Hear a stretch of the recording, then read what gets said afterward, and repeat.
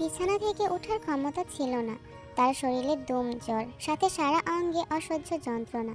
সানা নিজের কাজ সামলেও বারবার এসে তের মুখে পানি তুলে দিয়েছে, মাথায় জলপট্টি দিয়েছে, কিন্তু নিয়তির নিষ্ঠুর খেলা যেন এখানেই শেষ হওয়ার ছিল না। রাত বাড়তেই যখন ডাইনিং টেবিলে খাওয়া দাওয়া শেষ হলো, জাঙ্কুক ড্রয়িং রুমে দাঁড়িয়ে সানাকে ডেকে পাঠালো। জাঙ্কুক সিগারেটের শেষ টান দিয়ে বলল, তেকে আমার রুমে পাঠা, এক্ষুনি। সানার বুকটা ধক করে উঠল। গত রাতের ক্ষতগুলো এখনো কাঁচা, মেয়েটার জ্বর কপাল পুড়িয়ে দিচ্ছে। সে আমতা আমতা করে বলল, আসলে সাহেব, তে তো খুব অসুস্থ, বিছানা থেকে ওঠার শক্তি নেই ওর, এখনো জ্ঞান হারানোর মতো অবস্থা। তোকে তোকলতি করতে বলেছে কে? আমি যা বলেছি তা কর, ওকে দিয়ে যা তুই, বাকিটা আমি বুঝে নেব। জাঙ্কুকের সেই হিংস্র চাহনি দেখে সানার অন্তরাত্মা কেঁপে উঠল। সে ভালো করেই জানে আজ রাতে যদি থেকে আবার ওই পিশাচের ঘরে পাঠানো হয় তবে মেয়েটা আর বেঁচে ফিরবে না। কোনো উপায় না দেখে সানা ছুটে গেল ভেতরের মহলে, গিন্নিমা মানে জেনির ঘরের দিকে। সেখানে এক অন্য পৃথিবী। জেনি পরম আদরে লিসার মাথায় বিলি কেটে দিচ্ছেন, আর মা মেয়ে মিলে হাসি মুখে কোনো খুশ গল্পে মেতে আছেন। এই বাড়ির এক কোণে যে একটা মেয়ের জীবন প্রদীপ নিভে যাচ্ছে, সে খবর এই ঘরের দেয়াল এখনো ছুঁতে পারেনি। সানাকে হুট করে ঘরে ঢুকতে দেখে জেনির মুখের হাসির রেখা মুছে গেল। তিনি গম্ভীর ও বিরক্ত গলায় বললেন, কি হয়েছে সানা, তুই এই অসময়ে এখানে কি করছিস? আসলে গিন্নিমা, তের অবস্থা খুব খারাপ, ও বিছানা থেকে নড়তে পারছে না। এই অবস্থায় ছোট সাহেব থেকে আবার ওনার রুমে পাঠাতে বলছেন। দোহাই গিন্নিমা, মেয়েটা এবার সত্যি সত্যি মরে যাবে। আপনি ওনার মা, আপনি কিছু একটা করুন গিন্নিমা, ছোট সাহেবকে একটু আটকান। জেনির চোখ মুখ এক পলকে কঠিন পাথরের মতো হয়ে গেল। সেই মুখে একজন মায়ের আকুলতা তো দূর, ন্যূনতম দয়া বা মায়ের লেশমাত্র ছিল না। সে অত্যন্ত নির্দয় এবং থমথমে গলায় সানাকে উত্তর দিল, জাঙ্কুক যা চাইছে এই বাড়িতে তাই হবে। তোকে এত চিন্তা করতে কেউ বলেনি সানা, তোর কাজ তুই করবি। তেকে এখনই নিয়ে গিয়ে ওর ঘরে দিয়ে আয়। সানার চোখ দুটো বিস্ময়ে আর স্তব্ধতায় বড় বড় হয়ে গেল। সে নিজের কানকে বিশ্বাস করতে পারছিল না। একজন মা তার গর্ভজাত সন্তানকে কিভাবে এভাবে মৃত্যুর মুখে ঠেলে দিতে পারেন। কিন্তু গিন্নিমা, তের শরীর একদম শেষ, ও তো সহ্য করতে পারবে না। পাশে শুয়ে থাকা লিসা এবার ভীষণ বিরক্ত হয়ে কপাল কুঁচকে উঠে বসলো। তুই এত অনধিকার চর্চা করছিস কেন বলতো? এই বাড়ির কাজের মেয়ে হয়ে এত কথা কিসের? যা এখান থেকে, ভাইয়া যা বলছে চুপচাপ তাই কর, নইলে তোর কপালেও কিন্তু দুঃখ আছে। সানার ঠোঁটের কোণে এক চিলতে তাচ্ছিল্য আর তীব্র ঘৃণার হাসি ফুটে উঠল। সানার নিজেরও এক সৎমা আছে, যে সুযোগ পেলেই সানাকে গালমন্দ করে, খাটুনি খাটায়। কিন্তু সানার বিশ্বাস, এমন মরণবাচন অবস্থায় তার সেই নিষ্ঠুর সৎমাও তাকে কোনো নরপশুর ঘরে একা ঠেলে দিত না। আর জেনি তো তার নিজের জন্মদাত্রী মা। আভিজাত্য আর ক্ষমতার লোভ একটা মানুষকে কতটা অন্ধ, কতটা ডাইনি বানিয়ে দিতে পারে তা আজ সানা চোখের সামনে দেখল। সে আর এক মুহূর্ত সেখানে দাঁড়ালো না। চোখ মুছতে মুছতে ঘর থেকে বেরিয়ে এলো। বুকের ভেতরটা ফেটে কান্না আসছে তার। এই বিশাল প্রাসাদে থেকেও সে ওই অসহায় নিষ্পাপ বাচ্চা মেয়েটার জন্য কিছুই করতে পারছে না। ধীর পায়ে সানা তের ঘরের দরজায় এসে দাঁড়ালো। সে ভেবেছিল তে হয়তো বিছানায় ব্যথায় কোকাচ্ছে, কিন্তু ঘরের ভেতরে দৃশ্য দেখে সে থমকে গেল। দেয়ালে ভর দিয়ে অনেক কষ্ট করে তে জানালার পাশে এসে বসেছে। তার দৃষ্টি জানালার বাইরে, রাতের ওই সুনীল আকাশের দিকে। আকাশে আজ একখানা মায়াবী গোল চাঁদ উঠেছে। সেই চাঁদের রূপলি আলো এসে পড়ছে তের ফ্যাকাশে ক্ষত বিক্ষত মুখের উপর। তে এক দৃষ্টিতে তাকিয়ে আছে চাঁদের দিকে। তার ঠোঁটের কোণে এক চিলতে মলিন হাসি। সে স্মৃতির পাতায় ডুব দিয়েছে। ছোটবেলায় যখন বাবা বেঁচে ছিল, তখন রাতে এমন চাঁদের আলোয় বাবার সাথে উঠানে মাদুর পেতে শুয়ে থাকতো সে। বাবা তাকে চাঁদের বুড়ির গল্প শোনাতো। কত খুনসুটি হতো বাপ বেটিতে। তারপর দূর থেকে মা যখন মুখ ঝামটা দিয়ে বলতো, কি শুরু করেছো তোমরা বাপ বেটি মিলে, এবার ঘরে এসে ঘুমাও, তখন বাবা মুচকি হেসে থেকে কোলে তুলে নিয়ে ঘরে যেত। সেই ধমকের মাঝেও কি অদ্ভুত একটা ভালোবাসা লুকিয়ে থাকতো। আজ চাঁদটাও আছে, মাও আছে, শুধু বাবা নেই। আর মায়ের সেই ভালোবাসার ধমকটা বদলে গেছে এক পৈশাচিক অবহেলায়। সানা চোখের পানিটুকু আড়াল করে নিঃশব্দে এগিয়ে গেল। তের উদাসীন মনের অবাধ্য হয়ে সে যখন আলতো করে তের কাঁধে হাত রাখলো, তে চমকে উঠে কিছুটা কেঁপে উঠল। তার সেই সুন্দর অতীত মুহূর্তেই কাচের মতো ভেঙে চুরমার হয়ে গেল। কি রে, ভয় পেয়েছিস? ভয় পাস না, এটা আমি রে তে। তে কিন্তু সানার দিকে তাকালো না। সে আগের মতোই উদাসীন চোখে জানালার বাইরের মায়াবী চাঁদের দিকে তাকিয়ে রইল। তার কণ্ঠস্বর অদ্ভুত রকম শান্ত, যেন গত রাতের ঝড় তার ভেতরের সব অনুভূতিকে এক নিমিষে পাথর বানিয়ে দিয়েছে। সে নিস্পৃহ গলায় বলল, আমি সব শুনেছি সানাপু, সাহেব বলেছেন আমাকে ওনার রুমে পাঠাতে, তাই তো? কিন্তু তুমি কোথায় গিয়েছিলে? গিন্নিমায়ের কাছে? কেন গেলে সানাপু? আমি তো জানি উনি আমার জন্য কিচ্ছু করবেন না। ওনার কাছে আমি এক পুরনো পাপ ছাড়া আর কিছু নই। থাক, চিন্তা করো না, আমার কিছু হবে না। কষ্ট করে একটু আমাকে সাহেবের ঘরে দিয়ে এসো সানাপু। মেয়েটার সেই প্রাণহীন চাহনি আর কথা বলার ভঙ্গি দেখে সানার বুকের ভেতরটা ওলটপালট হয়ে গেল। যে মেয়েটা একটু আগেও ব্যথায় কোকাচ্ছিল, সে এখন মৃত্যুকে বরণ করে নেওয়ার মতো শান্ত হয়ে গেছে। সানা আর নিজের কান্না আটকে রাখতে পারল না। সে তেকে সজোরে বুকে জড়িয়ে ধরে ডুকরে কেঁদে উঠল। কিন্তু তের চোখ দুটি তখনও শুকিয়ে কাঠ। তার চোখে এক ফোঁটা পানিও এলো না। নিজের জীবনের প্রতি তার আর কোনো মায়া নেই, কোনো পরোয়া নেই। এই নরক যন্ত্রণা প্রতিদিন সহ্য করার চেয়ে যদি আজ রাতে তার মৃত্যুও হয়, তবে তার কোনো আফসোস থাকবে না। ঠিক তখনই পাশের ঘর থেকে আবার জাঁকুকের সেই কর্কশ গম্ভীর ডাক ভেসে এলো। সময় ফুরিয়ে এসেছে। সানা চোখ মুছে অত্যন্ত ভারী মনে অনেক কষ্ট করে তেকে ধরে ধরে নিয়ে গেল জাঁকুকের সেই অন্ধকার ঘরের দিকে। দরজা ঠেলে ভেতরে ঢুকতেই জাঁকুক বিছানা থেকে উঠে দাঁড়িয়ে তর্জনী উঁচিয়ে এক নাগারে বলে গেল, এতক্ষণ লাগলো কেন? কি এমন রাজকার্য করছিলি তোরা? জানিস না আমি দেরি করা একদম পছন্দ করি না। আমার মেজাজ এমনিতেই গরম হয়ে আছে।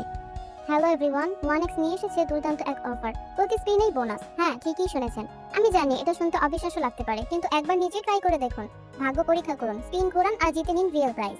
এখন বিনামূল্যে নগদ অর্থ উপার্জন করা অনেক সহজ হয়ে গেছে।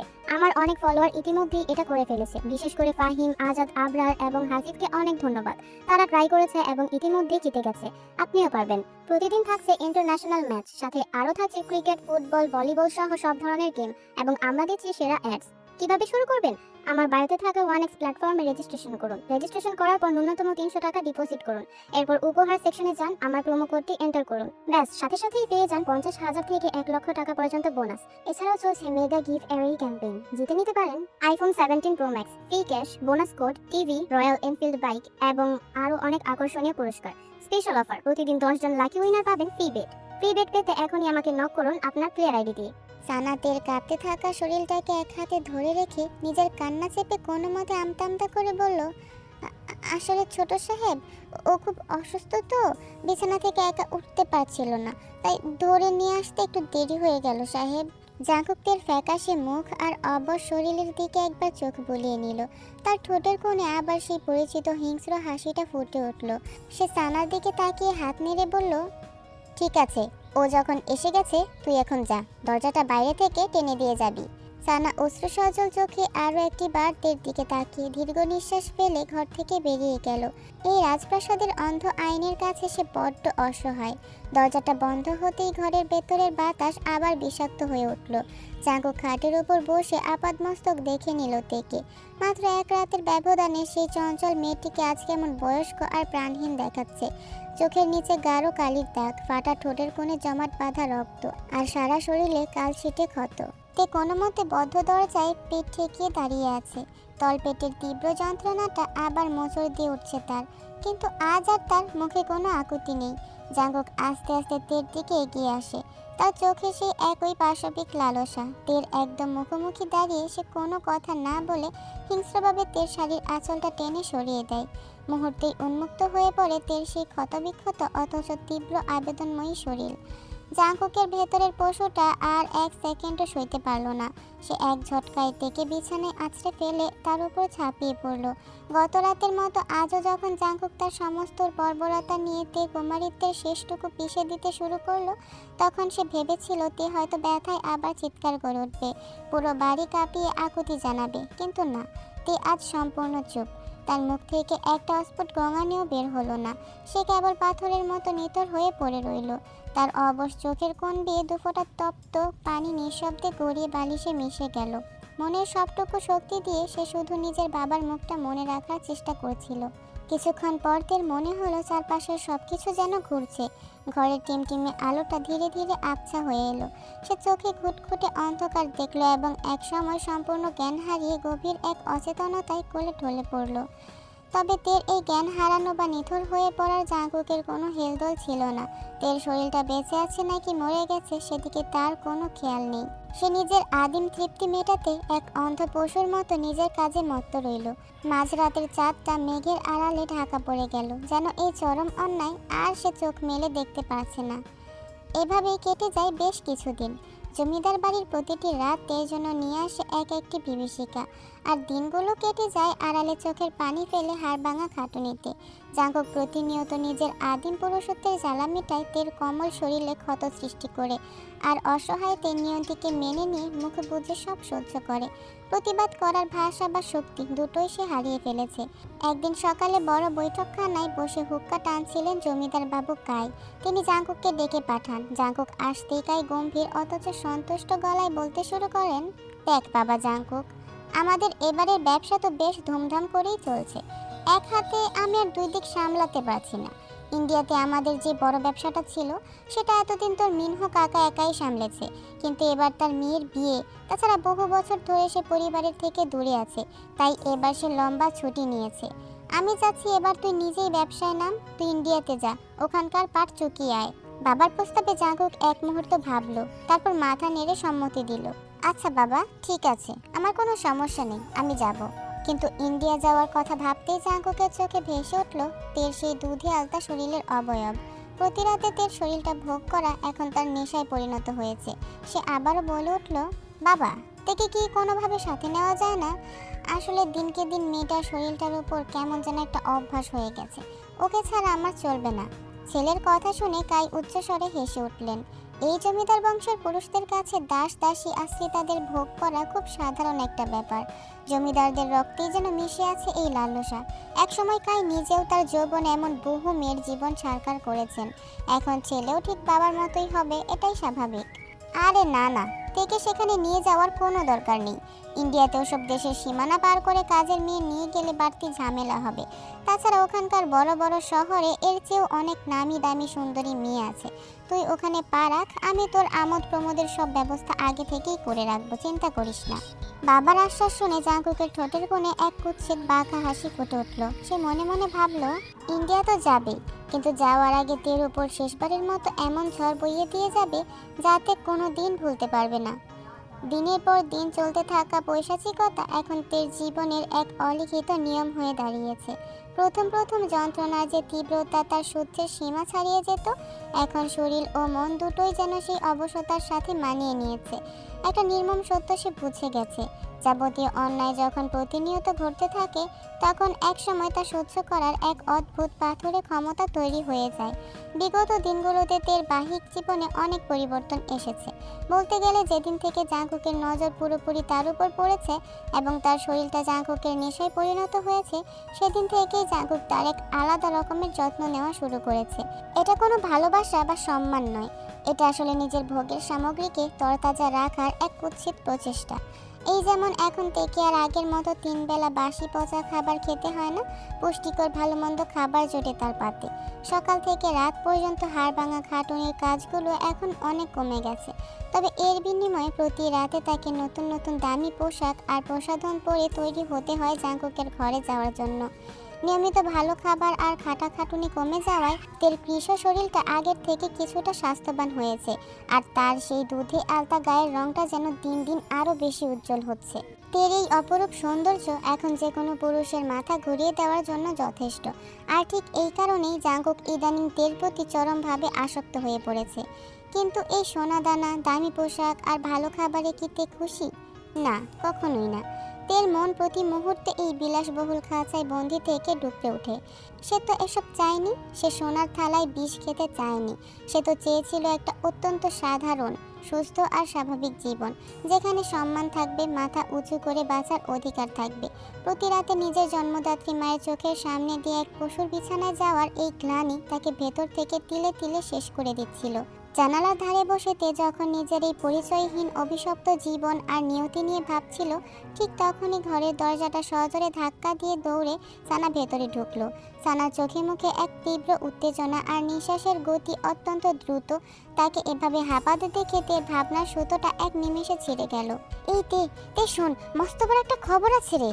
সানাকে এভাবে হাঁপাতে দেখে আর তার চোখে মুখে এক অদ্ভুত আনন্দের ছোটা দেখে তে কিছুটা অবাক হলো। সে টেবিল থেকে পানির গ্লাসটা তুলে নিয়ে সানার দিকে এগিয়ে দিল। আরে আগে শান্ত হও সানাপু, আগে একটু জিরিয়ে নাও, তারপর বলো কি হয়েছে। এই নাও পানি খাও। তে পানির গ্লাসটা এগিয়ে দিতেই সানা আর দেরি করলো না। এক নিঃশ্বাসে ঢকঢক করে সবটুকু পানি খেয়ে নিয়ে সে গ্লাসটা একপাশে রাখলো। তারপর তের একদম গা ঘেঁষে বসে তের দুটো হাত নিজের হাতের মুঠোয় নিয়ে খুশিতে ডগমগ হয়ে বলল, তে শোন, খবরটা শুনলে তোর কলিজা ঠান্ডা হয়ে যাবে। খুব খুশির খবর রে। ছোট সাহেব ব্যবসার কাজে ইন্ডিয়া যাচ্ছেন, বড় কর্তা ওনাকে পাঠাচ্ছেন। ওখানেই থাকবেন বেশ কিছুদিন, হয়তো কয়েক মাস কিংবা তারও বেশি। কবে ফিরবেন তার কোনো ঠিক ঠিকানা নেই। কথাটা শোনা মাত্রই যেন তের নিথর শরীরে এক নিমেষে প্রাণের জোয়ার বয়ে গেল। বিগত কয়েক মাসের মধ্যে এই প্রথম তের চোখ মুখ চকচক করে উঠল। বিষাদের কালো মেঘ সরিয়ে সেখানে এক চেলতে আলো রেখা দেখা দিল। সে নিজের কানকে বিশ্বাস করতে পারছিল না। খুশিতে আর উত্তেজনায় সে সানার হাত দুটো শক্ত করে চেপে ধরল। সত্যি বলছো সানাপু? তুমি নিজের কানে শুনেছো সাহেব সত্যি চলে যাচ্ছেন? হ্যাঁ রেতে, একদম সত্যি। বড় কর্তা নিজেই ওনাকে ডেকে পাঠিয়েছিলেন। এইবার তুই অন্তত কয়েকটা দিন একটু শান্তিতে নিঃশ্বাস নিতে পারবি রে বোন। প্রতিদিন আর ওই নরপশুর বিছানায় গিয়ে তোকে ক্ষতবিক্ষত হতে হবে না। আল্লাহ এতদিনে বুঝি এই অনাথ মেয়েটার দিকে একটু মুখ তুলে তাকিয়েছেন। তোর কপাল থেকে এই কয়েকদিনের জন্য হলেও নরকবাস ঘুচল।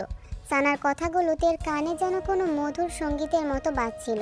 সে জানালার বাইরে আকাশের দিকে তাকালো। এতদিনের বন্দি খাঁচাটা যেন আচমকা খুলে গেছে। এই প্রথম তার মনে হলো সে আবার স্বাধীনভাবে নিঃশ্বাস নিতে পারছে। চাঙ্কুকের সেই পৈশাচিক স্পর্শ থেকে কিছুদিনের জন্য হলেও মুক্তি পাওয়ার এই আনন্দ তের চোখে এক নতুন আশার আলো জ্বালিয়ে দিল। কিন্তু চাঙ্কুকের এই যাওয়া কি তের জন্য আসলে সুখকর হবে, নাকি তের নিয়তি তাকে আরও ভয়ঙ্কর কিছুর দিকে ঠেলে দেবে? তের সাথে কি হবে সেটা দেখার জন্য অবশ্যই চ্যানেলটা সাবস্ক্রাইব করে রাখুন মাসুদাপাড়া।